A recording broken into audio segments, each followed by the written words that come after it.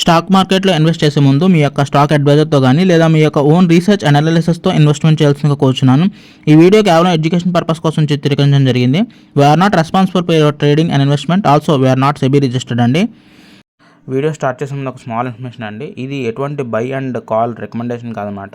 ఇది కంప్లీట్లీ నా పోర్ట్ఫోలియో యొక్క విజన్ అనమాట.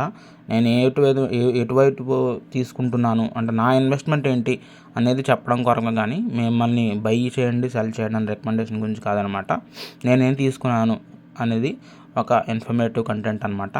అండ్ చాలామంది ఛానల్ చూస్తున్నా కానీ సబ్స్క్రైబ్ చేయట్లేదు. దయచేసి సబ్స్క్రైబ్ చేయండి. మీ యొక్క కాంట్రిబ్యూషన్ చాలా ఇంపార్టెంట్ అండి. ప్రతి సబ్స్క్రిప్షన్ కూడా చాలా important for us. Okay, please do subscribe my channel and also please hit the like button. ఇంకా మనం టాపిక్లోకి వచ్చేస్తే చూసుకున్నట్లయితే లాస్ట్ వీక్కి ఈ వీక్కి డిఫరెన్సియేషన్ ఏంటంటే లాస్ట్ వీకు 35,000 చిల్లర అనమాట ఏంటి లాసు. కానీ ఈసారి ఇంప్రూవ్మెంట్ అనమాట 37,791 రూపాయలు ఇంప్రూవ్మెంట్. సో ఇది ఏ విధంగా దారితీస్తుందంటే అసలు ట్యూ మచ్ అనమాట. ఉండే కొద్దీ 40,000కి కూడా వెళ్ళిపోయే ఛాన్స్ కూడా ఉందన్నమాట. 30% లాసుల్లో రన్ అవుతుంది నా యొక్క పోర్ట్ఫోలియో. ఇంక ఇప్పుడు లిస్ట్ చెప్తూ ఉంటాను ఒక్కొక్క షేర్ ఎంత దారుణంగా నన్ను అదేంటది దెబ్బతీస్తుంది అనేది. సో చూడండి ఇప్పుడు. ఫస్ట్ వచ్చేటప్పటికి క్వశ్చన్ షిప్ యార్డ్ అనమాట. ఫండమెంటల్ ప్రకారంగా చాలా బాగుంటుందండి ఈ షేరు. బట్ కానీ ఏంటో అసలు నేను పెట్టినప్పటి నుంచి కూడా ఫాల్ అనమాట, మామూలు ఫాల్ కదనమాట. సో చూసుకున్నట్లయితే నాది షేర్స్ 32 షేర్స్ హోల్డ్ చేస్తున్నాను. అంటే ఒక్కొక్క షేర్ యావరేజ్ వాల్యూ వచ్చేటప్పటికి 1,835 రూపాయలు అనమాట. 30% అనేది లాస్లో చూపిస్తుంది. Question ship total investment value వచ్చి 58,000 అయితే 58,738 రూపీస్ అయితే దాని లాస్ ప్రజెంట్ దాని కరెంట్ దాని స్టాక్ వాల్యూ వచ్చేటప్పటికి ఒక షేర్కి వచ్చేటప్పటికి 1,269 అంటే 18,000 రూపాయల లాస్లో రన్ అవుతుంది అనమాట క్వశ్చన్ షిప్ యార్డ్. పక్కన 6 months గ్రాఫ్ కూడా చూపిస్తున్నానండి. అంటే చూపించాను అంటున్నారు కాబట్టి లాస్ట్ 3 months గ్రాఫ్ చూపించాను. నేను 6 months వరకు చూపించాను. సో 6 months గ్రాఫ్ అనమాట ఇది. ఈ విధంగా అయితే వాల్యూషన్ అయితే అయ్యిందనమాట అటు ఇటు. సో చాలా బాధాకరం. మరి నెక్స్ట్ షేర్కి ఇంకా వెళ్దాం మరి. ఇక నెక్స్ట్ వచ్చేటప్పటికి ఎస్జేవిఎన్ అనమాట. సో ఈ ఎస్జేవిఎన్ షేరు లాస్ట్ 6 monthsలో చూసుకున్నట్లయితే ఎంత లోయర్ అండ్ లోస్ చేసుకుంటే ఎంత ఫాల్ అయిందో చూడండి సార్. యాక్చువల్లీ చాలా దారుణంగా అంటే నేను 202 షేర్లు హోల్డ్ చేస్తున్నానండి. అంటే ఇన్వెస్ట్మెంట్ వాల్యూ వచ్చి 25,731 రూపీస్ అయితే అది ప్రజెంట్ ఒక్కొక్క షేర్ వాల్యూ 84 రూపీస్. అంటే 127లో ఉన్నప్పుడు కొంటే 84కి వచ్చిందనమాట. 8,000 రూపీస్ లాసుల్లో ఉంది. 8,700 రూపీస్ లాసుల్లో ఉందన్నమాట ఈ ఎస్జేవిఎన్ షేరు. కానీ ఇది ఒక ఎనర్జీ షేర్ అండి. ఫండమెంటల్ ప్రకారంగా చాలా బాగుంటుంది షేరు. అండ్ ఫ్యూచర్లో కూడా మంచి అప్ ట్రెండ్ ఇచ్చే ఛాన్స్ అయితే ఉందన్నమాట. ఆల్మోస్ట్ ఎంత లోతుకు కావాలో అంత లోతుకి వచ్చేసింది. సో ఇంకెక్కడి నుంచి అప్ ట్రెండ్ రావాలి అసలు యాక్చువల్లీ. బట్ కానీ ఎక్కడ కూడా మూమెంటం అనేది ఇవ్వట్లేదు. మీరు చూసుకున్నట్లయితే మధ్యలో మార్చ్, నవంబర్, డిసెంబర్ మధ్యలో కొంచెం పుష్ ఇచ్చిన తర్వాత మళ్ళీ ఏమీ ఇంకా మూమెంటం అనేది లేదనమాట. సో అదే దాని లాస్ట్ మూమెంట్గా తయారైంది. ఇంకా వేరే షేర్కి వెళ్దాం. సో ఇక ఎస్జేవిఎన్ తర్వాత ఎస్ బ్యాంక్ అనమాట. సో ఎస్ బ్యాంక్ వచ్చేటప్పటికి నాకు 1,800 షేర్లు హోల్డ్ చేస్తున్నానండి. మీరు లాస్ట్ 6 months గ్రాఫ్ చూడొచ్చు. 24 టాప్ ఎండ్, డిసెంబర్లో అయితే 21 కూడా టచ్ అయిందనమాట. బట్ కానీ మనం బై చేసిన యావరేజ్ వాల్యూ వచ్చేటప్పుడు 22.833 అనమాట. కానీ ఆల్రెడీ 24 టచ్ అయిన తర్వాత నాకు ఎందుకో మళ్ళీ 24 టచ్ అవుద్ది అనిపించి నేను 22లో తీసుకోవడం జరిగింది. అది అక్కడి నుంచి ఫాలే తప్ప వేట అనమాట.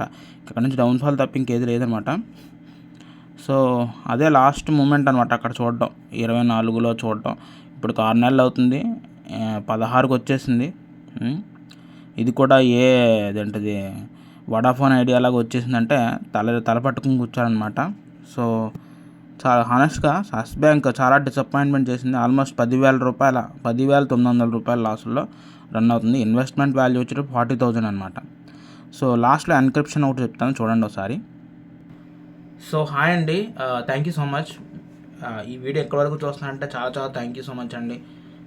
మీరు మీ యొక్క సంపూర్ణ మద్దతు నాకు కావాలన్నమాట యూట్యూబ్లో.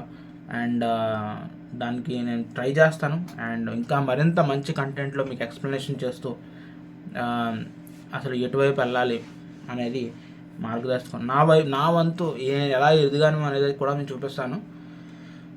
బ్యాంక్లో ఒక 50,000 అయితే లోన్ తీసుకున్నాను అనమాట. అయితే దీని గురించి కాదు, స్టాక్ మార్కెట్లో వస్తాను ఇన్వెస్ట్మెంట్ కూడా చేస్తూ ఉంటాను, చెప్తూ ఉంటాను హెడ్జింగ్ గురించి. అయితే నేను చెప్పేది ఏంటి, బిజినెస్ ఒకటి పెడదాం అనుకున్నాను. ఒక 50,000 అయితే లోన్ తీసుకున్నాను అనమాట. సరిపోతుంది, ఆల్రెడీ ఎక్విప్మెంట్ అంతా సెటిల్ అయిపోయింది అనమాట. ఒక రెస్టారెంట్ బిజినెస్ పెడదాం అనుకున్నాను, అవుట్లెట్ బిజినెస్ పెడదాం అనుకున్నాను అనమాట. సో దాని నుంచి వచ్చే రెవెన్యూలో కొంత మొత్తం మళ్ళీ స్టాక్ మార్కెట్లో పెడతా ఉంటాను అనమాట. సో 50,000 లోను అంటే పర్ మంత్ నేను 580 రూపీస్ సంపాదించాలన్నమాట. 50,000 లోన్కి ఎవ్రీ మంత్. అంటే 50,000 బాగా నేను ఇంకా రిటర్న్ ఇవ్వాల్సింది ఎడిషనల్గా పర్ మంత్. 580 into 12 వేసుకోండి, 1 year అనమాట loan repayment. So it's okay, చూద్దాం. మనం ఆల్రెడీ దీంట్లో ఇన్వెస్ట్మెంట్ చూశారు. సో ఒకవేళ ఏమన్నా దీంట్లో మొమెంటం వస్తే దీని నుంచి ఒక్క షేర్ నుంచి ఎగ్జిట్ అయిపోయినా చాలు, నాకు 50,000 వచ్చేస్తుంది. సో నేను రీపేమెంట్కి ఇష్యూ ఉండదు అనమాట. సో అలా చూసుకున్నాం, ఓకే. రిలీఫ్ ఇవ్వాలి. ఈ మధ్యకాలంలో ఈ మధ్యలో ఏమన్నా మంచి మొమెంటం వస్తే ఆ 50,000 షేర్ ఇదేంటది నాకు ఈజీ అయిపోతుంది, ఓకేనా. సో మనీ బ్యాలెన్స్ అనేది సెటిల్ అవుతుంది అనమాట. సో అది చూస్తున్నాను. ఆప్షన్ ట్రేడింగ్ చేద్దామని ఉంది గైస్, నిజంగా. అదేంటది అమౌంట్ అనేది సెటిల్ అవుతుంది, దీనికోసం సపరేట్ అమౌంట్ ఉంచాలి ఆప్షన్ ట్రేడింగ్కి. సో అందుకనే ఆ బ్యాలెన్స్ సంపాదించాలంటే ఫస్ట్ మనం ఎర్న్ చేయాలి. అది కేవలం నేను ఓన్గా బిజినెస్ పెడితేనే నాకు ఆ రెవెన్యూ అనేది జనరేట్ అవుతుంది. అంటే నేను క్లౌడ్ కిచెన్ రన్ చేస్తున్నాను, దానివల్ల తెమలదు అనమాట, తక్కువ మొత్తంలో వస్తుంది. ఆర్డర్స్ అయింది కావచ్చు. ఓన్గా బిజినెస్ పెడితే ఎక్కువ అమౌంట్లో వస్తుంది మనీ. సో ఆ మనీ తోటి మనం ఇన్వెస్ట్మెంట్ చేయొచ్చు. అదేంటిది క్లౌడ్ కిచెన్, అదేంటిది ఆప్షన్ ట్రేడింగ్లోకి దిగొచ్చు అనమాట. సో ఆప్షన్ ట్రేడింగ్ దిగితే ఎలా ఉంటుంది, ఎందుకంటే నా విజన్ ఏంటంటే ఒక విషయం అండి, ఏ పని చేయకుండా అంటే ఇది ఒక రకమైన బిజినెస్సే, కానీ దీనికి అస్తమాట్లు చేయలేం. ఆప్షన్ ట్రేడింగ్ అస్తమాట్లు చేస్తే లాస్ అయ్యే ఛాన్స్ ఉంటుంది, అప్పుడప్పుడు చేయాలి. చేస్తున్న టైం గురించి నేను చెప్తూ ఉంటాను, మీరు చూడండి. ఆప్షన్ ట్రేడింగ్ గురించి ఎలా చేస్తున్నాను ఏంటంటే చాలా డీటెయిల్గా చెప్తాను, మీరు చూడండి. హెడ్జింగ్ గురించి చెప్తాను. హెడ్జింగ్ స్ట్రాటజీస్ చాలా బాగుంటాయి, చూద్దాం. Let's hope for the best. Hedging strategies ఎలా చేస్తాను మీరు చూడండి, ఓకేనా. అండ్ వీడియో చూసిన చాలా thank you so much. And subscribe చేసుకోండి. ఉంటాను మరి, టేక్ కేర్, బాయ్.